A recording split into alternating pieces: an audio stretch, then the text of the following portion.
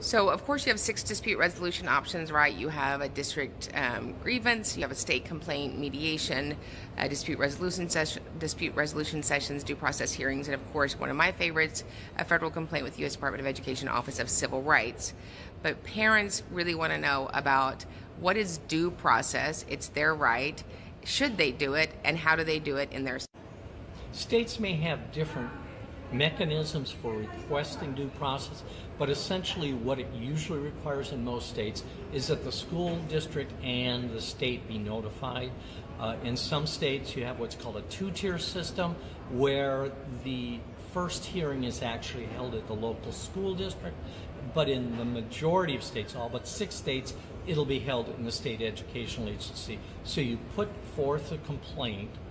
The school district then has a limited amount of days in which they can hold a resolution session, the purpose of which is to try and settle the issue at hand. If that fails, then you'll go to a due process hearing.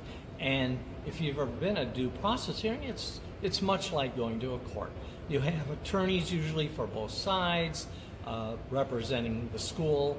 The parents often have attorneys. Sometimes they do it pro se, which means they represent themselves.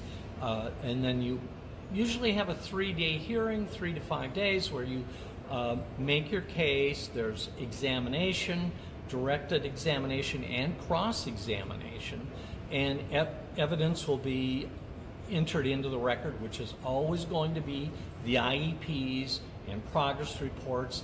And then following the hearing, usually there will be closing statements, and then the hearing officer will generally have 30 days in which they have to render a decision.